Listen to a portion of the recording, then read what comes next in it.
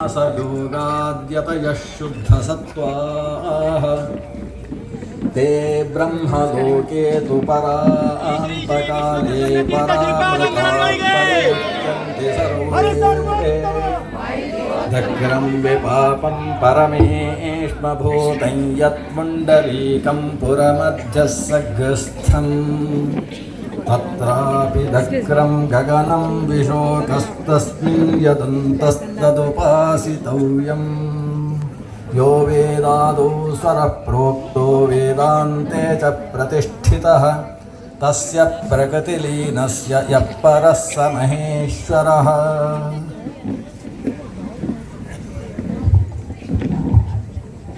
ಪೂಜ್ಯ ಶ್ರೀಪಾದಂಗಳವರಿಗೆ ಪುನಃ ಸ್ವಾಗತವನ್ನು ನಾನು ಹೇಳ್ತಾ ಇದ್ದೇನೆ. ಇದು ಒಂದು ವಿಶೇಷ ನೋಡ್ರಿ. ಸ್ವಾಮಿಗಳವರು ನಾನಿನ್ನು ಬರ್ತೇನೆ ಅಂತ ಹೇಳಿ ಹೋದವರು ಮತ್ತೆ ನಮ್ಮ ಮೇಲೇನು ಕಾರುಣ್ಯ ಬಂತು, ಅನುಗ್ರಹ ಮಾಡಬೇಕು ಅಂತ ಅವರಿಗೆ ಅನ್ನಿಸ್ತು. ಪುನಃ ಈ ಸಂದರ್ಭ ಇಟ್ಕೊಂಡು ಬಂದು ನಮಗೆ ಆಶೀರ್ವಾದವನ್ನು ಮಾಡ್ತಾ ಇದ್ದಾರೆ. ಅವರಿಗೆ ಕೂಡಲೇ ಈಗ ಹುಬ್ಬಳ್ಳಿಗೆ ಹೋಗಬೇಕಾಗಿದೆ. ಆಚಾರ್ಯರ ಪ್ರವಚನ ಕಾರ್ಯಕ್ರಮ ನಡೀತದೆ. ಒಂದು ಶ್ರೀಗಳವರು ಕೇವಲ ಒಂದು 5 ನಿಮಿಷ ಆಶೀರ್ವಚನವನ್ನು ಮಾಡಿ, ಅಂದರೆ ವಸ್ತುತಃ ಶ್ರೀಪಾದಂಗಳು ಇವತ್ತು ವಿಶ್ವಪ್ರಸನ್ನ ತೀರ್ಥ ಶ್ರೀಪಾದಂಗಳವರ ಒಂದೇ ಅನುಗ್ರಹ ಸಂದೇಶ ಅಂತ ನಾವು ಸಂಕಲ್ಪ ಮಾಡಿದ್ವಿ. ಆದರೆ ರಾಮದೇವರು 2 ಅನುಗ್ರಹ ಸಂದೇಶವನ್ನು ನಾನು ಕೊಡಿಸ್ತೇನೆ ಅಂತ ಹೇಳಿ ಪುನಃ ಶ್ರೀಪಾದಂಗಳವರನ್ನು ಕರೆಸಿದ್ದಾರೆ. ಪೂಜ್ಯ ಶ್ರೀಪಾದಂಗಳವರಿಗೆ ನಮಗೆ ಅನುಗ್ರಹ ಸಂದೇಶವನ್ನು ಮಾಡಬೇಕು ಅಂತ ಹೇಳಿ ಪ್ರಾರ್ಥನೆ.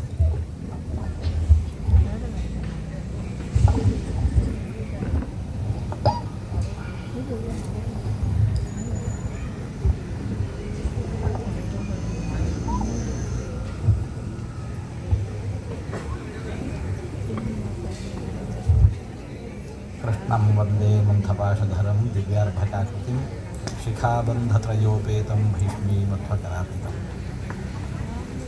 यदा यदा हि धर्मस्य ग्लानिर्भवति भारत अभ्युत्थानमधर्मस्य तदात्मानं सृजाम्यहं.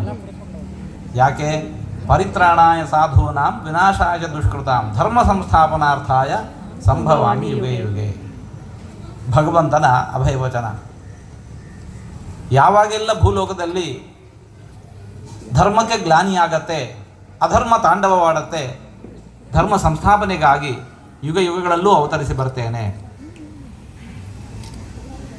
ಭಗವಂತ ತ್ರೇತಾಯುಗದಲ್ಲಿ ರಾಮನಾಗಿ ಬಂದ, ದ್ವಾಪರ ಯುಗದಲ್ಲಿ ಕೃಷ್ಣನಾಗಿ ಬಂದ, ಕಲಿಯುಗದಲ್ಲಿ ಭಗವಂತನಿಗೆ ಅವತಾರವೇ ಇಲ್ಲ. ಶ್ರೀಮದ್ ಭಾಗವತದಲ್ಲಿ ಭಗವಂತನನ್ನು ತ್ರಿಯುಗ ಹೂತಿ ಅಂತ ಕರೆದಿದ್ದಾರೆ. 3 ಯುಗಗಳಲ್ಲಿ ಮಾತ್ರ ಅವತಾರ ಮಾಡ್ತಾನೆ. ಇನ್ನು ಕಲಿಯುಗದ ಸಮಾಪ್ತಿಗೋಸ್ಕರ ಮತ್ತೆ ಕಲಿಕೆಯಾಗಿ ಬರ್ತಾನೆ. ಕಲಿಯುಗದಲ್ಲಿ ನೇರವಾಗಿ ಭಗವಂತನಿಗೆ ಅವತಾರ ಇಲ್ಲ. ಹಾಗಾದರೆ ಕಲಿಯುಗದಲ್ಲಿ ಸಜ್ಜನರಿದ್ದಾರೋ ಇಲ್ಲೋ, ಧರ್ಮಗ್ಲಾನಿ ಆಗತ್ತೋ ಇಲ್ಲೋ, ಸಜ್ಜನ ರಕ್ಷಣೆ ಆಗಬೇಕೋ ಬೇಡೋ, ಹೇಗೆ ಮಾಡೋದು? ಭಗವಂತ ಹೀಗೆ ಆಲೋಚನೆ ಮಾಡಿದ. ನಾ ಹೋಗ್ಲಿಕ್ಕಾಗಿಲ್ಲ ಅಂತ ಹೇಳಿದರೆ ನನ್ನ ಪ್ರತಿನಿಧಿಯಾಗಿ ಯಾರನ್ನಾದರೂ ಕಳಿಸಬೇಕು. ಯಾರನ್ನು ಕಳಿಸೋಣ? ಸರ್ವಜ್ಞ ಮನ್ಯ ಮನವೇಕ್ಷ ಸ ಕಾರ್ಯವೀರ್ಯಂ ಸ್ಮೇರಾನನೋ ಭುವನ ಜೀವನ ಮಾಬ ಭಾಷೆ. ಮತ್ತೊಬ್ಬರು ಯಾರೂ ಸರಿಕಂಡಿಲ್ಲಂತೆ. ತ್ರೇತಾಯುಗದಲ್ಲಿ ರಾಮನಾಗಿ ಬಂದಾಗ ನನ್ನ ಸೇವೆಯನ್ನು ವಿಶೇಷವಾಗಿ ಮಾಡಿದವರು ವಾಯುದೇವರು ಹನುಮಂತನಾಗಿ ಬಂದು, ಅದೇ ವಾಯುದೇವರು ನನ್ನ ಮಗ ದ್ವಾಪರ ಯುಗದಲ್ಲಿ ನಾನು ಭೀಮಸೇನಾಗಿ ಬಂದಾಗ, ನಾನು ಕೃಷ್ಣನಾಗಿ ಬಂದಾಗ ಭೀಮಸೇನಾಗಿ ಬಂದು 100 ಮಂದಿ ಕೌರವರನ್ನು ಸಂಹಾರ ಮಾಡಿದ್ದು ವಾಯುದೇವರು. ಅದೇ ವಾಯುದೇವನನ್ನು ಮತ್ತೆ ಕಳುಹಿಸ್ತೇನೆ ಅಂತ ಹೇಳಿಕೊಂಡು ಸಂಕಲ್ಪ ಮಾಡಿ ಆದೇಶ ಕೊಟ್ಟು ಕಳುಹಿಸಿದರೆ ಪಾಜಕ ಕ್ಷೇತ್ರದಲ್ಲಿ ಅವತಾರ ಮಾಡಿದರು. ಹುಟ್ಟಿದ ಮಗುವಿಗೆ ತಂದೆ ಇಟ್ಟ ಹೆಸರು ವಾಸುದೇವ. ವಾಸುದೇವ. ಮಕ್ಕಳಿಗೆ ಹೆಸರಿಡುವಾಗ ಏನು ಹೆಸರಿಡಬೇಕು? ಏನೋ 1-2 ಅಕ್ಷರ ಆದ್ರೆ ಸರಿ, 3 ಅಕ್ಷರ ಆದ್ರೆ ಸರಿ. ಇವತ್ತು ನೋಡ್ತಾ ಇದ್ದೀವಲ್ಲ, ನಾಳೆ ದಿವಸ ಇನ್ನು ABCD ಒಬ್ಬನಿಗೆ, DAF ಅಂತ ಇನ್ನೊಬ್ಬನಿಗೆ, ಹೀಗೆ ಹೆಸರುಗಳಾಗಿ ಹೋಗ್ತಾ ಇದ್ದಾವೆ. ಇನ್ನು ಮುಂದುವರಿದು ಅದು ಕಡಿಮೆ ಆಯಿತು ತಂತ್ರದಲ್ಲಿರೋದೇನು 10-20 ಅಷ್ಟೇ. ಜೇಲಲ್ಲಿ ಇಡ್ತಾರಲ್ಲ, ಒಬ್ಬನಿಗೆ 12 ಅಂತ, ಇನ್ನೊಬ್ಬನಿಗೆ 420 ಅಂತ, ಇನ್ನೊಬ್ಬನಿಗೆ ಮತ್ತೊಂದು ಅಂತ, ಹಾಗೆ ಬರೀ ನಂಬರ್ಸೇ ಇನ್ನೂ ಹೆಸರುಗಳಾಗಿ ಬಿಡುವ ಸಂಭವ ಇದೆ.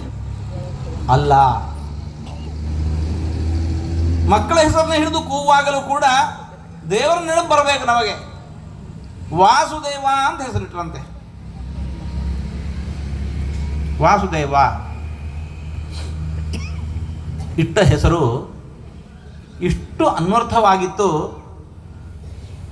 ಬಂದ ವ್ಯಕ್ತಿ ಯಾರು, ಯಾಕೋಸ್ಕರ ಬಂದಿದ್ದಾನೆ ಅನ್ನೋದನ್ನು ಅದೇ ಶಬ್ದ ಹೇಳಿಬಿಡುತ್ತೆ.